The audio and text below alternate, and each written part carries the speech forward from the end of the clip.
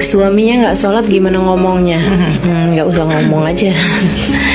Karena memang gini nih, kalau istri nggak sholat, suami bisa ikut dapat dosanya.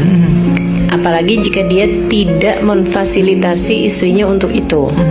Jadi memang kewajiban suami itu kan ada dua, memberikan nafkah dan memastikan istri dan anak-anaknya mendapatkan pengetahuan agama dan dapat mengamalkannya. Gitu. Sarana untuk bisa mengamalkan ilmunya. Nah, kalau istri itu kewajibannya adalah memperkenankan dirinya untuk suaminya. Itu kewajiban istri, gitu kan ya. Jadi tidak ada kewajiban istri untuk mengingatkan suami ketika suami nggak sholat. Nah, kalau kamu mau mengingatkan dia juga sebagai sesama muslim, sebagai sesama orang yang punya hubungan dekat, gitu kan ya, namanya suami kan, gitu. Kita ingetin, itu jatuhnya perkara sunnah, bukan hal yang wajib. Nah, tapi kalau kemudian ya, gini Ustazah, mengingatkan suami untuk sholat itu hukumnya sunnah. Ngomel-ngomelin suami hukumnya haram. Nah, ini yang jangan sampai kita mengerjakan sesuatu yang sunnah dengan mengerjakan perkara yang haram. Nah, jadi kalau kamu mau memang suamimu itu sholat, itu jangan pakai emosi dan jangan pakai ego diri. Karena kebanyakan perempuan itu ketika suaminya nggak sholat, yang bicara adalah egonya. Masa sih saya punya suami nggak sholat, jadi saya punya suami nggak sholat, gitu.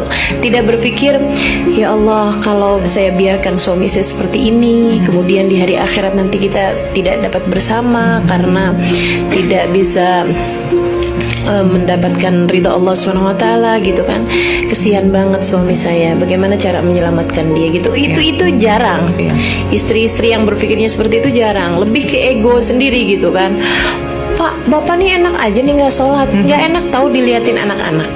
Betul. Gitu. Jadi lebih ke ego diri sendiri aja, gitu. Dan ini yang mesti kita hilangkan ya. Kalau kamu pengen suami kamu sholat, hal terindah untuk kamu lakukan adalah dengan berdoa, meminta kepada Allah. Karena orang di saat dia mau sholat, bukan hanya dia mau sholat, tapi karena Allah menginginkan dia untuk menghadap padanya.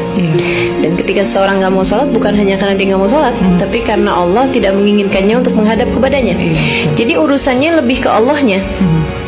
Nah, kamu daripada maksa-maksa suami kamu untuk sholat, apalagi sampai pertanyaannya, boleh nggak saya menuntut cerai suami yang nggak sholat? Nah, daripada pertanyaannya seperti itu, jauh lebih baik kalau kemudian tanganmu kamu tengadahkan, mohon kepada Allah sebagai Al-Hadi, sebagai pemberi petunjuk, untuk memberikan petunjuk kepada suamimu hingga dia mau mengerjakan sholat. Pun juga dengan catatan, kalau nanti sesudah kamu berdoa, mungkin sampai dengan tahajud kamu bangun, bahkan mungkin kamu berbuat kebaikan-kebaikan dengan niat untuk mendoakan suamimu, sampai kemudian suamimu sholat, jangan kamu kira bahwa karena saya dia sholat. Sebab bagaimanapun Allah tetaplah Al-Hadi. Allah lah sang pemberi petunjuk. Jadi tidak ada yang dapat memberi petunjuk kecuali Allah SWT.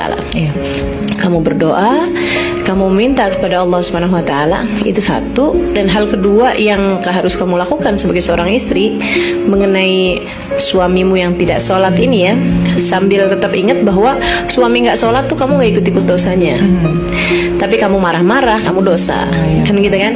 Sambil seperti itu kamu mencontohkan, maksudnya gini, mencontohkan bahwa orang tuh kalau sholat itu menyenangkan, gitu. Ini yang sering terjadi kan kayak gitu. Kamu sholat, suami kamu nggak sholat, yang kemudian kamu mau nunjukin kepada suami kamu bahwa kamu sudah mengerjakan jalan yang benar, sehingga kayaknya tuh surga udah pasti buat kamu dan neraka udah pasti buat suami kamu, gitu.